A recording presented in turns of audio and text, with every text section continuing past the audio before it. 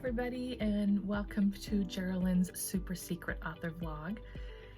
Today I am going to be talking about my author's journey so far, because I've been doing this vlog and I haven't yet done this one, for those of you who don't know yet. So we're going to talk about my very unusual debut novel idea that I was struck with, and my miraculous author's journey so far.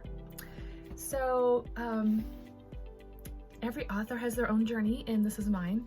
So this happened actually a long time ago, like 10 years ago or something. I found out that Stephenie Meyer and J.K. Rowling and several famous authors, they originally got their ideas from like a dream or something along those lines, like it was given to them, right? J.K. Rowling was just sitting at the train station. She probably went into somewhat of a meditative state when the idea, came upon her. And Stephenie Meyer woke up with the scene with Edward and Bella in the field with purple flowers. That scene came to her mind, first. So I'm a person of faith, so I actually asked for an idea for my own novel to write, and I asked for it from God, the universe, however you want to call it. For me, it's God. I have a relationship with him, and so I personally asked for an idea. And the very next morning, I woke up and I saw the words in front of me. As I was waking up, I saw like the first several sentences of my novel. And it was so unusual and interesting, and it's never been done before. And it was just so exciting, and I had no idea where the story was gonna go, or how, what were all the details and how was it gonna end. All I had was like the first paragraph of this book. So, it's interesting too, because it draws in all different parts of me. So this is the idea for my book. So imagine one of those old encyclopedias from the 16th centuries with the black and white woodcut pictures in there, it's called Encyclopedia Magica, Volume 1, Alchemy. And you open it up, and immediately when you start reading, you discover that a person is trapped inside that book. And now you have to learn the alchemy, because it's a real alchemy, like potions class textbook with kitchen labs and things like that. You have to actually learn it and solve the puzzles within the book to try to free this person by the end of the book. And in the meanwhile, she's telling you her story. She found a way to push her words through the page. And she's telling you her story about how she's in 1600s in London. Her family died of the plague, and so she had to travel to London and dress as a boy to survive, and then how she became an alchemist apprentice, and then what her story was that led her into getting sucked into the book, and now, she's trapped. And anyway, so this idea came to me like a long time ago, and it's funny because I love workbooks. So this is a combination of a really fun to read middle grade historical fantasy novel, and it's also a real like potions class beginning alchemy textbook, and it's also an interactive like puzzle workbook. Like you have to figure out the puzzles, like the alchemy symbols, you have to practice them and that sort of thing. So it's interactive, and it's like 3 things in one. And it just combines all the things I love. And so then I spent many years just researching, because I'm learning alchemy and researching everything about alchemy and practicing some alchemy at home, and then also researching, 17th century London and all this stuff that was right during the Great Plague when she came to the city, and it was so different there. And so I had all this historical research, and then I started writing the book. And for those of you who are authors, we have what we call planners, who like totally outline your story and plan it all out ahead of time. And then you have pantsters who fly by the seat of their pants. And I fall somewhere in the middle, because when I was first writing the story, it came to me as this inspiration. And when I was first writing it, I was writing it by hand. And there's just something that happens when you write by hand that connects your brain with your hand. I don't know, something is different about the creative process. So I wrote the whole first part of it by hand, but eventually I ended up, getting really serious about getting it done, and joined a writer's group and all that stuff. So then I was able to transition to the computer. But the first time I transitioned to typing it up, the story started veering in the wrong direction. So I had to go back to writing it by hand. But like I said, over time I was able to go, get back to writing on my laptop and have it be right. Came up with that idea while I was doing my business. So I didn't really work on it. I kind of worked on it on and off for years. I'd work on it for a while and then not work on it for a while. So it was really on and off for quite a few years. But then I went to Galaxy Fest here in Colorado Springs, and there was like an author workshop. It was like author panel talking about being authors and all that. And so I took that. And then afterwards I was speaking to one of the authors and I told her my idea and she got so excited about it. She said, let me know when it comes out. I'd like to write the blurb on the back and I will help you network with all my readers and all this kind of stuff. And her excitement for my story was a huge catalyst. It like lit a flame under me. And from that point on, I got serious just to see how excited she was about it.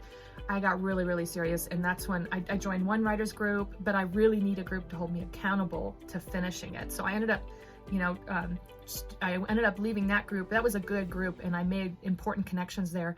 But I ended up joining another group whose sole focus was to help you to finish your novel. And we had to write like 2,000 to 4,000 words every 2 weeks. And then we would give each other feedback. So they helped me and I actually got it done. So I got serious about it. I got it done. And then that day when I actually wrote the last words and finished and I knew it was done, it was the most amazing feeling because I'd been working on it for so long, right? But I knew it was done, it was so exciting. It just was amazing. But then I thought that was the big part, was writing it, and that the rest would be easy. Little did I know that revising is just as huge, if not bigger, than the writing, and it's just as important during the revision process to figure out what you're going to take out. Taking things out is very, very important to honing the book, right? And so I spent like a year revising it, took out the whole middle section. I had different inspirations on what needed to be done. I asked for help as I needed it and I would receive inspiration. So yeah, ended up, originally the book spanned 3 years, but the middle was bogged down. I took that whole middle section out and decided, just like the Harry Potter books, it was just going to span 1 year. So then that changed everything and I had to, rework all that. And then I wanted to get an agent because I wanted to get this traditionally published. I felt really strongly this was going to be published, that it was going to happen. Like I kind of have always had the confidence that one way or another, this is going to happen because I don't know why. I just had this knowing about this book. You've probably noticed, but I'm back in my Hufflepuff office again. My backdrop is gone, and actually I really like my office. So we have this huge writers conference that happens every year in Colorado Springs called the Pikes Peak Writers Conference, and it's a big one. Like people from all over come to this one, and people from all over love this one, and they come back. I'd always wanted to go, but I had never gone because I thought I got to get my novel finished first. They actually tell you if you're going to come and like pitch to agents, you have to have your novel finished. So I just wasn't going because my novel wasn't finished, right? And then one year, it was like last minute, like a few months before the conference, one of my writer friends highly was encouraging everybody to go to the writers conference. It was already, too late for me. I hadn't saved up money. It's pretty expensive, it's well worth it, but I just, it was all last minute. I don't know if I could have even registered if I'd had the money. So I was like, well, I can't go now, Writers generally say, if you can't go to the conference, at least go to BarCon. And that is when, like in the evenings, after all the classes and workshops, everybody is just at the bar in the hotel, hanging out together and networking.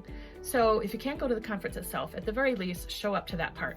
And I had friends that were attending that year. So that's what I did. I decided to go Saturday night, and this was in 2017. And I said some prayers ahead of time. By this time, I was really learning the law of attraction, understanding a lot of things that Jesus taught and the law of attraction in general from Abraham Hicks. So I just really prayed and said, just let Lord, whoever I meant to meet, please arrange it tonight for who I should meet, So I did this preparation ahead of time. I went to BarCon, and we were right in the lobby, right when you walk into the hotel, and I had a couple friends who were there at the conference. So I met up with one of them, and then throughout the evening I went around just, drifting and talking to people as, it happened. And I met one guy who he was now a published author, but he hadn't been able to get published for a long time. And he told me, and he submitted directly to publishers, but he said it wasn't until I read this one book that I became published, and it's called My Story Can Beat Up Your Story. So he highly recommended that I use that. And at this point, that was like the third book there were 3 books had been recommended that I was studying the craft and applying in my revision process. So, and at this point, I was revising it still. It wasn't done with that process. So anyway, so that was really important. Like, he told me the name of the publisher and he told me this book to read. And then later I was with some other people, and the guy who happened to be the president that year, I had connected with him in the first writers group, and he knew my story, and he was the president of the conference that particular year. So he actually arranged for me to meet a particular agent that he thought would be interested in my story. And I had like 5 minutes with her, and I just spoke to her briefly, and then I told her my story idea, and she immediately asked for the manuscript, which is a miracle. That like doesn't happen, right? And so, I mean, at these conferences, you have a chance to like, they used to do direct pitching to agents, but the writers were always too nervous. So they changed the format. So now what you do is you bring your query letter, and an agent will give you feedback on the query letter. So kind of underneath all that, they are getting queried, they're seeing what your idea is, and if they're interested, they will ask for it. But it's really helpful to get that feedback on your query letter and help your query letter be done right, you know? So that's a really good way to do it. So usually you go to these conferences and you do the whole thing, and then you get to pitch to an agent, you know, that you choose. And so, but this just happened to be at BarCon. I had 5 minutes with this lady, and she was wonderful, and she just got the vision of my story and immediately asked for the manuscript. And I got all nervous, and I was like, oh, it's not done. I'll finish it as fast as I can. And she's like, oh, take your time, you know, don't worry, because people in the business know that the whole publishing process takes a long time. You have to have a lot of patience. And I think they learn that things happen when they're supposed to happen. I think it's that kind of thing, you know? So she was like, don't worry about it. Just take your time, get it done, and then send it to me. Got my coffee this morning. And it took me a whole year to revise it from that point. And I asked my writers friends, you know, it's taken a long time. Should I like email her? And they said, no, they get so many emails all the time. They're bogged down, they're overwhelmed. Don't worry about doing that. Just do what she said, which is to send the manuscript when you get it done, and don't, you know. So I took that advice. I didn't bug her at all. Worked on it for the whole following year, and it wasn't until the following June, which would have been 2018, that I actually finished the revision process.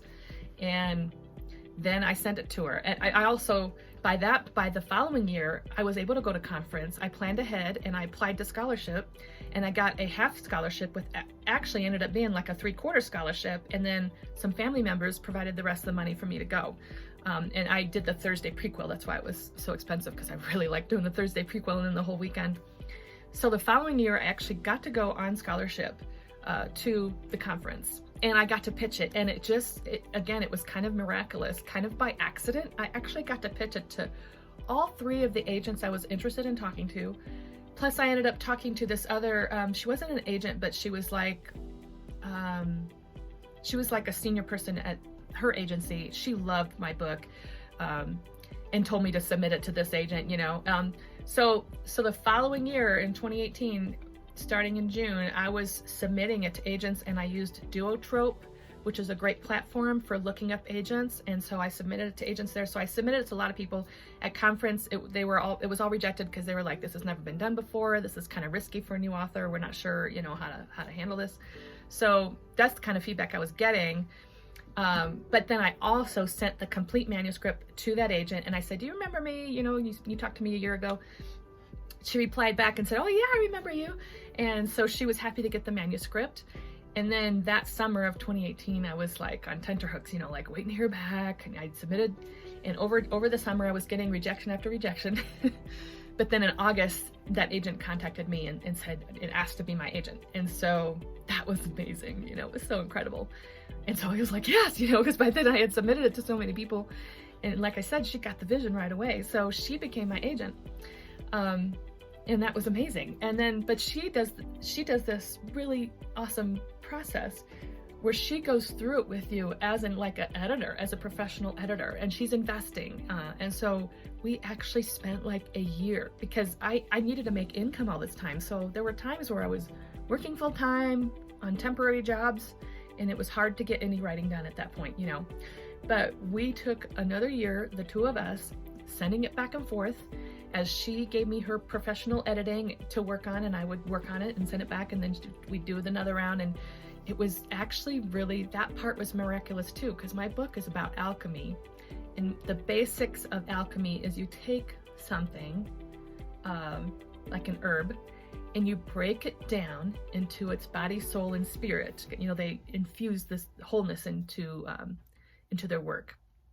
And you break it down into the three components, the three main components, and then you purify each of those three components, and then you recombine them to make an exalted whole. That's really what alchemy is about.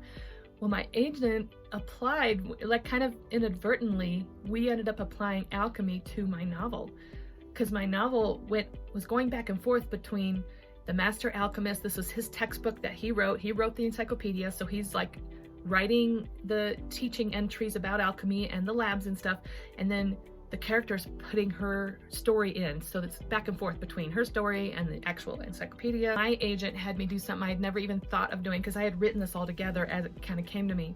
She had me separate those components out completely. So I separated the entire encyclopedia out, and her novel, her story out. I separated them, and then we worked on each part, and same with the puzzle section. And so we actually separated it into its three parts, and then we honed each individual part, and then we recombined it back into one novel. And the work she helped me do on my novel was just priceless. It was amazing, and I was amazed that she was investing so much in this, because she just loved it so much and believed in it. And so yeah, but there were times where she sent it to me and I couldn't get it back to her for a few months, and then other times where I sent it to her and she didn't get back to me for a few months. But most of the time it was like I had it for a month, and then she had it for a month, and then I had it for a month, So we went back and forth on that for another full year. And then, so it just so happened that we'd been trying to go to Ireland, my husband and I, for a long time. And we just were able to get, through Next Vacay, a subscription where I get these emails for these discount flights. We got super discounted flights to London, and we realized from London you can fly pretty cheap to Ireland. And of course, nobody knew back then about COVID. I'm really, really glad we got to go in 2019. I'm planning to do a vlog about our trip to our parts in London and our parts in Ireland. So the timing couldn't have been better, because my agent, she still hadn't started pitching it. She had it that summer. But I realized that by going to London before going to Ireland, I could do some fact checking. And not only could I double check some things from my novel, which was set in London, and I'd never even been in London before, but also this was, I had started my writing business by this point called Burrowgroves, LLC, and this could be a tax write-off, because that part of the trip, the 4 days in London, was, for research for my book. So that worked out really well. And what I didn't expect was that I never expected I'd fall in love with London, but we did only have 4 days there. So maybe I just need more time, to explore the city. I know I do. It was amazing. And what was really funny was, like, the day we arrived in London, my agent, she emailed me and said, okay, I'm ready to start pitching this to publishers. Can you send me this and this and this and some graphics and stuff like that? And I was like, no, I'm in London I'm in Europe for 2 weeks and I won't be back to my laptop for a couple weeks, so I can't send you any of that stuff. And she's like, oh, that's fine. Don't worry about it. Just get to it when you get back. But it's actually turned out perfect, because this was another miracle. Several times, we only had those 4 days in England, right? Several times I experienced things my character experienced while I was there, and these were unplanned things, and these were things I needed to go change in the novel. Like I said, it was a miracle how it just kept happening. I felt like I was walking in her footsteps. Like the first time I went to St. Paul's Cathedral, just how awe-inspiring it was, and that's what she experienced. And then going down close to where she lived on Pudding Lane, and seeing the monument and seeing how the city really does slope down. It's a hill and it sloped down towards the river, and then walking along Cheapside, which is a bustling marketplace today, just like it was back then. I mean, there are some things that have not changed about London, and then we got to take a ferry ride on the river, and we got to go through the tower and do that whole tour. just several of those things was just amazing. And then also we got to go spend a day at the British Museum, and I was ghostwriting a book set in ancient Egypt. So I got to, see the Egyptian stuff there. So we had a very full, very busy 4 days in London, just seeing all these things. We got to go to Bankside, and we got to go to Shakespeare's Globe Theatre, and it just was amazing. And there were several key things I had to change. One of them was based on a climactic scene that I had in the novel, and I found out from talking to Londoners and Englanders that would not have happened, and so I had to change how that scene played out. It had to do with swimming in the Thames. Originally I had my young characters jumping in the Thames on a hot summer day. Well, because I had researched that people do swim in the Thames, but they don't swim in the Thames in London. The Thames goes a long, long way out into the countryside. So there are places where people swim in the Thames, but not in London. Because just like when I lived in St. Louis by the Mississippi River, the river there is too deep and the current is too swift and it's too dangerous. And so you just don't, they wouldn't have even thought to do that. And I was like, oh yeah, like when I was in St. Louis, nobody would have thought to swim in the Mississippi River. Not only is it too deep and the current is too strong, but in St. Louis, there's actual urban legends of giant catfish living at the bottom of that river. And when they were building the bridge, some of the divers saw those catfish that were big enough to swallow a man and would never go down again. I mean, there's this whole stories about it. So nobody would have ever considered swimming in the Mississippi, and it's the same with the Thames. In London, nobody would jump in to swim, and so I had to change the whole scene where they fell in the river instead of swimming. And then this weird thing happened. This was the other miracle. So they do their calendars different in Europe. Like we start with Sunday and go through Saturday on our visual calendars. They start with Monday and then end with Saturday and Sunday. And so I had made some accidents with our scheduling. I had scheduled everything super tightly, and I accidentally, we ended up losing a day in Ireland, and I had to change our plans. And so I had to find a Airbnb to spend the night in before we flew to Ireland, which was at Stansted Airport. And it's like outside of London. You have to take this one train to go out there. I think it's into Essex. And so because of this mistake, we had an extra night in London, which it also meant that we didn't have to get up at 4 a.m. and have to figure out how to take this train to the Stansted Airport at 4 and 5 a.m. and to get our flight. It worked out really well because it gave us all Sunday afternoon to find our way out there, and then we stayed at an Airbnb and then just had a taxi the next morning take us from there to the airport. So that worked out just right. But anyway, so we ended up going out there, and then we got off the train, and then we had to walk to the Airbnb, like a 20-minute walk. And I just, in the novel, I had a part where the character is walking to London, and without even realizing it, we were walking on part of the path that she would have taken to walk to London from the country. And I had her eating some wild raspberries because in the mountains of Colorado, that's what you find. But what I discovered on this trip was they have wild blackberries everywhere. So of course I had to change that. I mean, I know it's a little detail, but it's those things that make something authentic or not authentic. Because an Englander would have read that and said, what are they talking about? There's no raspberries, there's blackberries everywhere, It would have taken them out of the story. So that was another really important detail to make it authentic, was to change it that she ate wild blackberries, not raspberries, And then later when I realized we had actually walked and were in the same area that she went on her way to London was just mind-blowing to me, because that whole thing happened by accident. Like, it had been a stressful thing where I had made a mistake, and so now we had to find this Airbnb and all this stuff, and ended up being not an accident. Higher forces were helping me, higher guides, right?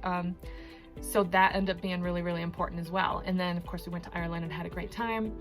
So then I came back 2 weeks later and I made those changes, and I got the graphics that she wanted it, and I sent it to my agent. And so then she worked on it a little more, and then she started pitching it, and this was in October of 2019, the beginning of October 2019. Okay, so part 3, the next miraculous part of my storybook journey. So then I thought this was it, she'd find a publisher within a month or two and we would be on our way, And but a month after month after month after month passed, while I waited to hear, and it was a real trial. One thing, if you grow spiritually, one of the biggest lessons on this life that all of us have to learn is to just trust in God, and trust that his timing is perfect, and that, you know, he's working towards our good, you know, if you follow him and have a relationship with him. And so this was a trial of trust for me as month after month after month passed, and I thought it would sell immediately because I had an agent, and it was so fun to say, I have an agent. Oh, my agent. Tried to use that word as often as I could. Oh, I'll contact my agent, or I just emailed my agent, you know. I loved working with her.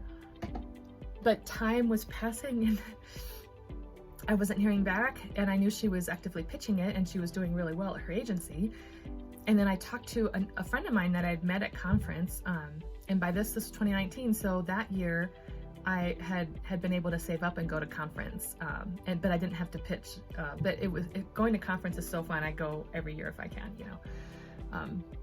So I'd made this author friend who is actually having some pretty good success with his book, and he did say, though, when his agent started pitching it, it took a full year before she found a publisher. And so I was like, oh, okay, maybe this is going to take a full year, you know. I was hoping it wouldn't, but I knew that it might. So I just was learning to trust that whole time, and it was very, very much a challenge, 2019, and then we went into 2020. You know, so then you know about 2020 and what a crazy year 2020 has been. And then I heard back from her early in 2020, and she said, she was just giving me an update, and she said, I still have to hear back from 3 more publishers, but here's some of the feedback we've gotten so far. And so I had all this really positive feedback from a bunch of publishers, but they all said no, because a lot of them had already had a book of this type and they didn't want to have 2, you know. Some of them said it was too advanced for middle grade. I made my books like Harry Potter, that same level, which was also considered too advanced for middle grade. One of them said, this is amazing, I can't wait to see it on the shelves. It's just not a good fit for us right now, you know, but you know, I can't wait to see it on the shelves. And that was pretty cool. Good feedback overall, but a lot of them saying they already had a book of that type. And so they were rejections. And that was really, really discouraging. So then I had to spend more time just learning to trust, turning it over, trying to let it go, not worrying about it, that sort of thing. And then in 2020, later, I thought, you know what, I'm working on this other novel. I have some children's books ideas. I was waiting to send them to her until my first book. I wanted her to have all her energy and all her focus on my debut novel. So I wasn't sending her that other stuff, which may or may not have been a mistake. But I just felt so really, really strongly inside that I wanted her to put all her energy towards my first novel. So I hadn't sent her that stuff. But at this point, I was like, you know, I'm going to go ahead and send her some of my other ideas. So I sent her another manuscript because she had told me, you know, now that I'm your agent, just send me any manuscripts going forward, and I will tell you if I will represent them or not. And when she was first my agent, she represented all different genres, and I'm writing in a second genre for my other book series. And so I sent that to her, and then she said, well, you know, because of the trends right now, I don't see this working. What other things are you working on? And so then I told her my children's book ideas and stuff. And then she sent me this. It was kind of strange, but she was like, I think you should find a new agent. She said, I no longer represent all those different genres. I'm focusing more on one type. And she said, I believe in your debut novel so much, but we still have 3 publishers. And, you know, I'll send another email out to try to find out from them. But at this point, you know, you might want to find another agent to represent all your stuff. And it was kind of strange. I was like, in my mind, I'm like, okay, so if one of these publishers comes back, does that mean you're going to represent me for this novel, but not my other novels? I mean, I think that's what would have happened. Because she said, oh, I still totally believe in your novel. It's going to be great, you know. So it was a weird position to be in, let's put it that way. So then I found myself with my other novel trying, you know, I started sending that out, but there were only, you know, I used duotrope again, but there were only 3 agents in that genre that was taking that kind of genre. The timing seems weird with both novels, but I do believe that I'm guided to the right timing. So I'm just trusting that there's a reason for it, right? If the timing seems off with the trends right now, there's a reason why my book isn't ready to go out yet or something like that. So I found myself in that weird position I got a rejection and then didn't hear back from the other people I sent that other one to. And then I was just waiting to hear back from my agent from those 3 publishers, and waited like another 6 months or more. And then just recently, my husband was like, you should just contact her again because she has not gotten back to you. Maybe the situation is not what you think it is. So I did. I contacted her. I said, I was like, did you hear back from those publishers? Is there any news? Or is the novel released back to me so that I can now take it and just go a different direction? And the last several emails with her, the communication was a little odd. Like, I don't know if it was on her side or my side, but we were having trouble understanding each other. And so the last I had heard, she said, I'm going to check with these other 3 publishers and let you know. And then if they say no, I'll release the book back to you. And then I hear nothing from her. And now when I asked her about it, she goes, oh, I've considered it released to you all this time. And she had never said anything to me. But she said, no, I never heard back from them. So we're just going to consider it a pass. Good luck with this. I wish you the best, that sort of thing. So I just thanked her for all the work she did on it. And now I no longer have an agent. So it's a weird place to be in. But I'm praying and I'm trusting because it's the feeling that this series is going to do well. So Encyclopedia Magica is a series. And so the first book is alchemy. The second one, is going to be astrology. The third one's going to be herbology. And each one's like a different Hogwarts class, sort of, you know what I mean? Like wizarding class. And each one's like a different textbook. And each one's also a novel. And like I have it in my mind, and I've never been shaken from the fact that these are going to do well and that they're going to get published. But now I'm like, what's the next miracle? What's the next step? I mean, I could submit it to publishers directly. I could try to find another agent, but frankly, after waiting years, like going through this process for years, and then even if we had gotten a publisher through that process, it would have been another 1 or 2 years before it even got published. And I'm kind of like ready to be done with that waiting around, and I'm kind of impatient about that part. It's like it's time for it to get published. I don't want to spend another 2-3 years getting an agent, waiting for a publisher to publish it on their schedule. I just feel like it's time. And so I could find another agent, I could submit it directly to publishers, and a friend of mine says she might know of a publisher, or I could look into the self-publishing option, which I had never considered doing before. But as I mentioned, I found this author on YouTube called Sarah Cannon, and her YouTube channel is Heart Breathings. And on my Kanban board, I had to study her method and watch her videos, and she is becoming an indie publisher and self-publishing her own novels.